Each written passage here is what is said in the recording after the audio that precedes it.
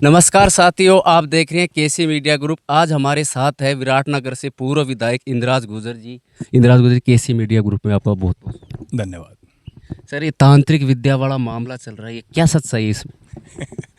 देखिए, हमारे विधायक कुलदीप धनखड़ जी का लाइव देखा मैंने परसों, और उन्होंने आरोप लगाया कि मेरे ऊपर 2 बार 2023 के चुनाव में तंत्र विद्या का प्रयोग हुआ।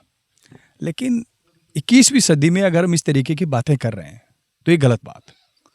हम किस युग में जी रहे हैं अभी तक? अगर तांत्रिक विद्या से ही कोई चुनाव जीते जाते, तांत्रिक विद्या से अगर किसी को मारा जाता, तो मुझे लगता है सारे तांत्रिक आज एमएलए एमपी होते देश में। फिर तो हमारा नंबर कहाँ से आता? जो तांत्रिक किसी को जितवा सकता है तो खुद क्यों नहीं जी सकता? या किसी को मार सकता है तो फिर सब नेताओं को मार के खुद ही एमएलए एमपी बन जाते। तो इस तरीके की जो भाषा का उपयोग उन्होंने किया, मैं मानता हूँ ऐसे संजीदा पद पे बैठे हुए व्यक्ति को ये बात शोभा नहीं देती। और अगर उनके पास कोई सबूत है तो जनता के सामने पेश करें। मैंने तो कल मांग की है मीडिया के माध्यम से, मेरे लाइव के माध्यम से, कि भाई राजस्थान सरकार को इस बात पे संज्ञान लेना चाहिए, माननीय मुख्यमंत्री जी को इस बात पे संज्ञान लेना चाहिए कि एक जनप्रतिनिधि जो वर्तमान विधायक है, अगर उनके खिलाफ ऐसी साजिश रची गई तो उसका पर्दाफाश होना चाहिए। जनता के बीच में दूध का दूध और पानी का पानी होना चाहिए, कौन गलत है कौन सही है। उप जिला अस्पताल में भी धरना चल रहा है, लोग धरना दे रहे हैं। कुलदीप धनखड़ कह रहे हैं कि लाडा का बास में रहेगा, और ग्रामीण लोग कह रहे हैं कि पावटा में रहना चाहिए उप जिला अस्पताल। देखिए, ये लोकतंत्र है और लोकतंत्र में जनता सर्वोपरि है। जनता की आवाज़ को हम लोगों को दबाना नहीं चाहिए। पावटा, कस्बा, प्रागपुरा, कुनेड़, जो 3 पंचायतों को मिला के हमने नगर पालिका बनाई हमारी सरकार में। पावटा के इर्द गिर्द जो कम से कम 15 से 20 पंचायतें हैं जिनका केंद्र पावटा है, जो पहले पावटा आते हैं उसके बाद कहीं जाते हैं। आज वो पावटा अस्पताल में आते हैं, पावटा में हॉस्पिटल अपना इलाज करा के घर चले जाते हैं। काश्तकार वर्ग के लोग हैं, मजदूर वर्ग के लोग हैं, साधारण व्यापारी हैं, मध्यम वर्ग के लोग ज़्यादा रहते हैं यहाँ पे। वो सब पावटा स्टैंड पे आए, अपने हॉस्पिटल गए, अपना इलाज करा के अपने घर चले जाते हैं। 1-1 हज़ार 2-2 हज़ार की पर डे ओपीडी हमारे पावटा सीएससी की हालत है। जब सब डिवीजन बनेगा तो ओपीडी और बढ़ेगी। अब उस अस्पताल को हम पावटा से 6 किलोमीटर दूर ले जाना चाहते हैं। क्यों ले जाना चाहते हैं? उसका कोई कारण नहीं समझा पा रहे। कह रहे हमारे पास ज़मीन उपलब्ध नहीं है। मैं ये कह रहा हूँ, जो वर्तमान हॉस्पिटल है उसमें 3 बीघा ज़मीन है, 7500 मीटर ज़मीन वर्तमान अस्पताल के पास है। उसके इसी तरीके की अस्पताल शाहपुरा में भी है, सब डिवीजन हॉस्पिटल, जिसमें भी इतनी ज़मीन है। बहरोड में भी इतनी ज़मीन है, बानसूर में भी इतनी ज़मीन है, तो पावटा में वो क्यों नहीं बन सकता? उसी अस्पताल, उस भवन को आप 2 से 3 मंजिल बना दो, कोई दिक्कत ही नहीं आनी चाहिए। फिर भी आपको लगता है आपको बड़ी ज़मीन चाहिए, तो मैंने कहा कल्याणपुरा रोड पे रेखा मीणा जी हमारे प्रधान थी, उनके पति हैं गुड्डू मीणा जी, मुझे खुद मिले अभी 4-5 रोज़ पहले। उन्होंने खुद ने मुझे ये चीज़ बताई कि मेरे पास 20 बीघा ज़मीन सवाई चक है, जिस पे मेरा कब्जा है। मैं कब्जा छोड़ने को तैयार हूँ, और मैं मेरे पिताजी के यादगार में कुछ पैसा भी उस ज़मीन पे खर्च करूँगा, और वो ज़मीन मैं देने को तैयार हूँ हॉस्पिटल के लिए। वो ज़मीन ले लो, हमारे शिवनगर में खाली ज़मीन है। तो ज़मीनें पावटा में खूब है। जनप्रतिनिधि को जब जमीन है तो फिर क्यों नहीं करना सर यहाँ पावटा में? ये तो वो बताएं भाई, उन्होंने अपना ऐसा क्या। ये भी कह रहे हैं कि लाडा का बास से मेरा वो कोई नहीं है, मेरी जमीन नहीं है, वहाँ मेरा कोई बिजनेस नहीं है, फिर भी लाडा का बास क्यों ले जाना सर? जब ऐसा कुछ नहीं है तो फिर आपने इतना प्रेस्टीज पॉइंट क्यों बढ़ा रखा? आप जनता से बात करिए, पक्ष विपक्ष को। जब मैं विधायक था, जब ऐसी कोई बातें आती तो मैं पूरे पक्ष को, विपक्ष को, सब लोगों को बुलाता था, सबसे बैठ के चर्चा करता था, बताओ भाई इस बात को कैसे किया जाए। जब मैं कॉलेज लेकर के आया तो मैंने पावटा पंचायत समिति सभागार में पक्ष के विपक्ष के सब नेताओं को बुलाया, व्यापार मंडलों को बुलाया, पत्रकार गणों को बुलाया, सबको चर्चा करी भाई ये कॉलेज हमें कहाँ बनाना चाहिए। सब लोगों ने सुझाव दिया कि सब पावटा में बनाना चाहिए, किले के पास हमारे पास ज़मीन, उसमें बनाओ। बना दिया हमने। लोकतंत्र में जनप्रतिनिधि को अपना ईगो नहीं रखना चाहिए। ईगो हमारी जनता को होना चाहिए। उनको एक घमंड होना चाहिए कि हमने जिस जनप्रतिनिधि को चुना है वो हमारे इशारे पे चलता है, वो हमारे जनमत के आधार पे चलता है। जनप्रतिनिधि को खुद को इस तरीके से कभी ईगो नहीं पालना चाहिए कि मैंने कह दिया वहाँ बनेगा। क्यों? ये कोई राजतंत्र लाइव आके उन्होंने कहा था जो करना हो करो, मैं लाडा का बास में ही बनाऊंगा उप जिला अस्पताल। ये कहीं ना कहीं डिक्टेटरशिप दिखती है। इस तरीके की भाषा का उपयोग जनता के लिए करना, इसका मतलब जनमत का कोई मतलब नहीं। जिस जनता ने आपको जिस पद पे बिठाया, आप जनमत का अपमान कर रहे हो, और समय आने पे जनता जवाब भी देगी। ठीक है, 4 साल जनता के हाथ में कुछ नहीं है, बना दिया तो 5 साल बाद ही चुनाव होगा, लेकिन जब समय आएगा जनता इस बात का जवाब देगी आपको। लोग ये कह रहे हैं कि पावटा में ठीक रहेगा, लाडा का बास थोड़ा दूर पड़ता है, पावटा मेन रोड पे रहे तो थोड़ा ठीक रहेगा, फिर भी कुलदीप जी मान नहीं रहे। मैं वही कह रहा हूँ कि सब लोगों की भावना है। आप पावटा, प्रागपुरा कस्बे में जाइए, एक एक आदमी से मिलिए, क्योंकि पावटा कस्बा ऐसा नहीं पावटा के अकेले का ना। पावटा कस्बे में 27 के हर गांव का व्यक्ति रहता है। हर गांव के व्यक्ति अपना रोजगार करने सुबह पावटा जाता है। कोई दुकान करता है, कोई रेडी चलाता है, कोई कुछ करता है, कोई सब्जी बेचता है, कोई कपड़ा बेचता है, कोई किराने का काम करता है, कोई लोहे का काम करता है, कोई मिस्त्री है, कोई फुटपाथ पे अपना काम करता है। 27 के हर गांव का व्यक्ति आपको पावटा कस्बे में मिलेगा। तो आप जाइए ना, पावटा कस्बे में जाओ, एक एक आदमी से पूछिए कि लोगों की भावना क्या है, और जन भावनाओं के अनुरूप ही सरकारों को और जनप्रतिनिधियों को काम करना चाहिए। भाजपा के विधायक ये कह रहे हैं अगर मेरे पास ज़मीन हो किसी के पास पावटा में तो मुझे बताइए, मैं खोल दूंगा, मुझे कोई दिक्कत नहीं है। मैंने ज़मीन बता दी ना आपको, 3 ज़मीन बता दी, और ये ज़मीन आज से नहीं बता रहा, पिछले 5 दिन से बता रहा हूँ मैं। तो मेरी बात उन तक पहुँच क्यों नहीं रही? आज भी उन्होंने लाइव आया, उन्होंने आज भी इस बारे में कोई जिक्र नहीं किया। वो जाने। जमीन की कह रहे थे, जमीन नहीं है, जमीन आपने 3-4 जगह जमीन बता दी, फिर उसके बारे में क्यों नहीं कह रहे हो? मैं कह रहा हूँ, जब मैं धरना स्थल पे गया था तब भी मैंने ये ज़मीनें बताई थी, जब मैं लाइव आया तब भी मैंने ये ज़मीनें बताई, आज भी बता रहा हूँ, कल भी बताई थी। तो मेरी बाकी बातें तो उन तक पहुँच रही हैं जिनका वो जवाब दे रहे हैं, लेकिन तांत्रिक वाली बात तो बहुत है। सब बातों का जवाब दे रहे हैं, लेकिन ये जो हॉस्पिटल, जो मुख्य मुद्दा इस समय हमारा है, उस पर बात नहीं करें। क्योंकि मैं बताऊँ आपको कि वो कहीं ना कहीं ये तांत्रिक वाली बातें करके, इधर उधर की बातें करके अस्पताल के मूल मुद्दे को भटकाना चाहते हैं। वो भटकाना चाहते हैं कि जनता डाइवर्ट हो जाए किसी भी तरीके से, लेकिन जनता डाइवर्ट होने वाली नहीं है। और हम आलतू फालतू मुद्दों पे नहीं जाएंगे, हम सिर्फ मुद्दे की बात करें, अस्पताल की। मैंने कहा तांत्रिक वाला अगर मुद्दा है तो आप FIR दर्ज कराओ। मैंने पुलिस अधिकारियों से बात की, डिप्टी SP को कल फ़ोन किया, SHO को फ़ोन किया कि भाई आप इस मामले में बात करिए, FIR दर्ज करिए, जो दोषी है उसको जेल भेजिए। अगर किसी ने भी ऐसा करते किया है तो वो निंदनीय है, गलत है। और वर्तमान विधायक जिसकी सत्ता है राजस्थान में, अगर वो इस तरीके की बात और उनके खिलाफ अगर ऐसा षड्यंत्र रचा गया तो निश्चित रूप से मैं कहता हूँ कि ऐसे व्यक्ति के खिलाफ कार्रवाई होनी चाहिए। अगर ऐसा उनके साथ हुआ है, सरकार उनकी है, 1 साल का उनका कार्यकाल भी पूरा हो गया, फिर भी कार्रवाई क्यों नहीं करवा रही वो? मैं कह रहा हूँ ये बात उनसे पूछिए ना, मैं तो तैयार हूँ। अगर ऐसा हुआ है तो बहुत निंदनीय है, बहुत गलत है। जिस व्यक्ति ने भी अगर ऐसा किया है, पहले बात तो 21वीं सदी में इन बातों का लेना देना नहीं। मैं आज बता दूं आपको, साइंस का युग है, विज्ञान के युग में अगर हम ऐसी बातें करें तो हम अंधविश्वास को बढ़ावा दे रहे हैं। फिर भी उनको लगता है तो FIR, उनकी सरकार है, FIR दर्ज कराओ, दोषी को पकड़ो, जिसने गलत किया उसको पकड़िए, कौन मना कह कर रहे मेरे पास तारीख भी है, डेट भी है, समय भी है मेरे पास, मैं सब कर दूंगा खुलासा। कब करेंगे फिर? तो भाई साहब वो चुप क्यों बैठे? मैं तो यही तो कह रहा हूँ ना, 1 साल से चुप क्यों बैठे? उनकी सरकार, पुलिस उनकी, प्रशासन उनका, तामझाम उनका, लोगों के चार दीवारी तोड़ाने के लिए उनके पास प्रशासन है, लोगों के कॉम्प्लेक्स सीज कराने के लिए उनके पास प्रशासन है, पुलिस है, लोगों को परेशान करने के लिए पुलिस है। तो खुद के काम के लिए पुलिस का उपयोग क्यों नहीं कर रहे? करना चाहिए उनको। अगर गलत है, जिसने गलत किया वो भुगतेगा। इंदिरा जी, आप कल भी लाइव आ रहे थे, उसमें आप बार बार सेटलमेंट का जिक्र करते, आखिर क्या है ये सेटलमेंट? ये सेटलमेंट आपको 3 साल बाद पता चलेगा। देखो क्या है, मैं अभी भी कह रहा हूँ कि हमारे क्षेत्र की जनता पता नहीं किस भय में डरी हुई है। जो व्यापारी वर्ग है, जो अपना व्यापार करते हैं, हमारे मध्यम वर्ग के लोग व्यापारी है।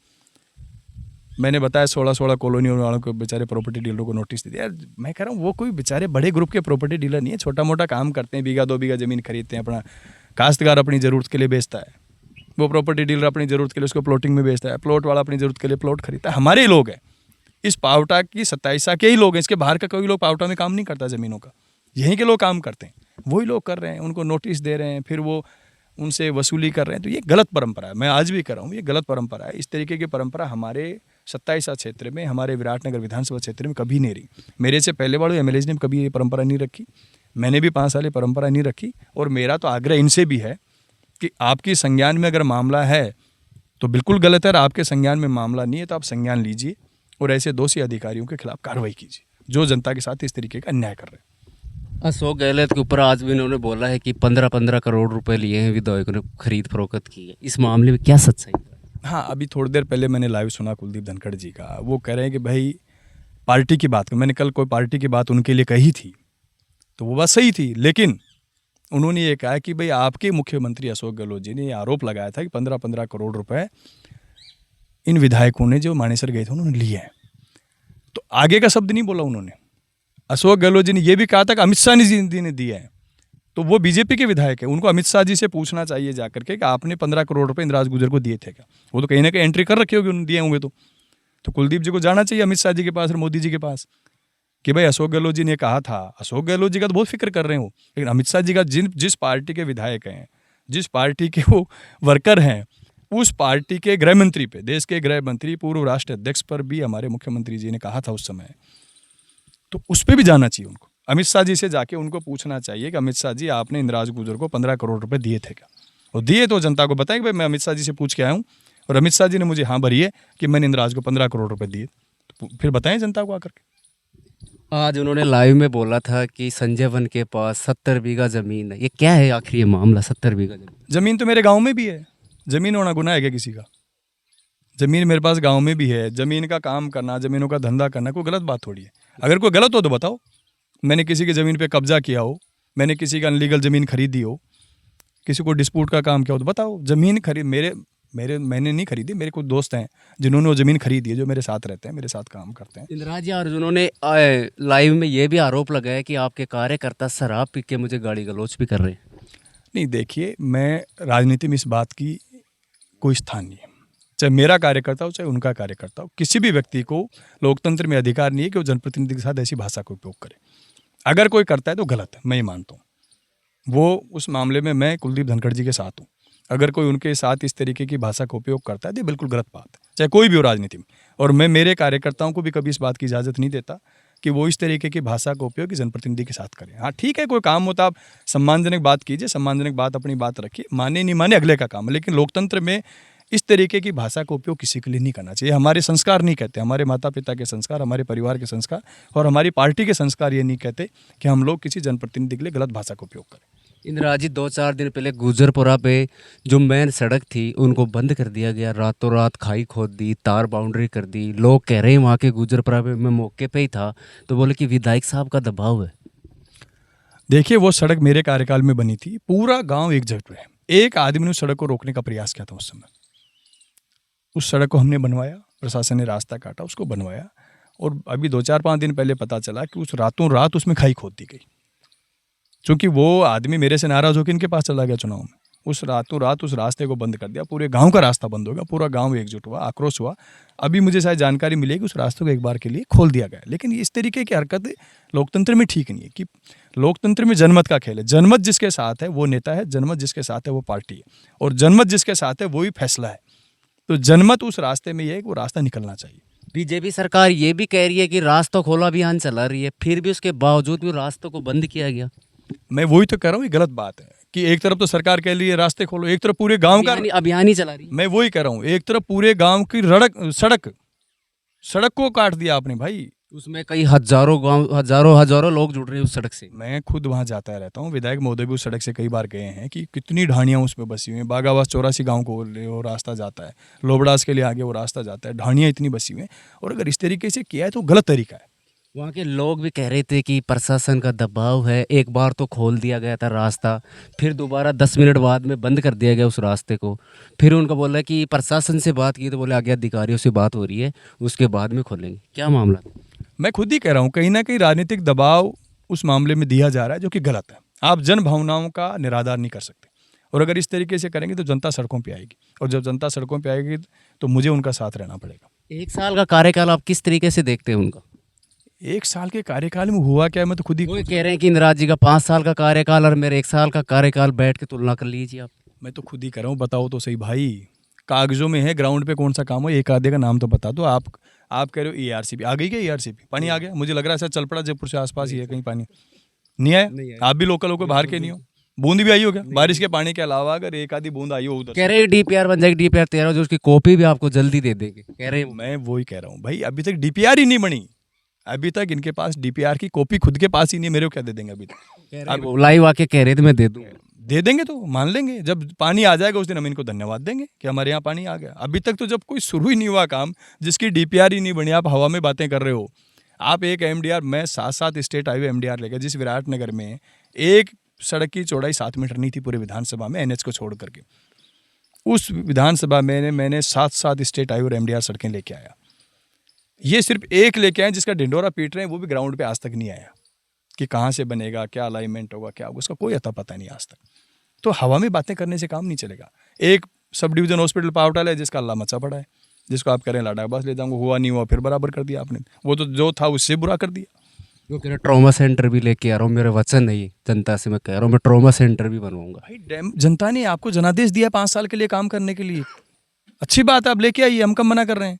लाओ तो सही, आप बातें कर रहे हो, ला कब रहे हो, मैं ये पूछ रहा हूँ। 1 साल निकल गया आपका, 1 साल हो गया। तो 1 साल में कुछ हुआ क्या? आप दोष हमेशा हमें देते रहे हो, पिछली सरकारों को दोष दे रहे हो, इंदिरा ने कॉलेज बनाई वो चालू नहीं हो रही, इंदिरा ने सड़कें नहीं बनाई। जितनी सड़कें मेरे काल में बनी थी ना, जिनके काम उस समय अधूरे थे, भाई चुनाव आगे बीच में, वो आज भी अधूरे पड़े हैं, उनका था पता नहीं आज तक उन सड़कों का कहाँ है। सड़कों के बीच में डामर बिछा दी इन्होंने, 2-2 फीट अंदर खंबे खड़े हैं उनमें, लोग टक्कर इंदिरा देके जी आज कुलदीप धनखड़ जी ने लाइव आके आपके बारे में कहा 21वीं सदी का हरिश्चंद्र। देखिए, मैं आज भी कहता हूँ कि इंदिराज गुर्जर ने सच्चाई की राजनीति करी है। कम उम्र में मुझे पार्टी ने और जनता ने मौका दिया और 5 साल का मेरा कार्यकाल देखा। जब लोग चुनाव हारते हैं तो उनका वोट घटता है, मेरा वोट 7,000 बढ़ा है। इसका मतलब कहीं ना कहीं जनता ने मेरे ऊपर विश्वास तो किया है ना। दूसरी बात, जिस तरीके से चुनाव मुझे हराएगा आपको पता है, कितना षड्यंत्र हुआ। हमारे 2-2 लोगों को मेरे खिलाफ चुनाव लड़ाया गया, बागी उनको बनाया गया। आज ठीक है, उस समय तात्कालिक रूप से जनता गुमराह हो गई, उसके बावजूद भी 2-2 बागी लड़ने के बावजूद भी 7,000 वोट मुझे पिछली बार से ज़्यादा मिला।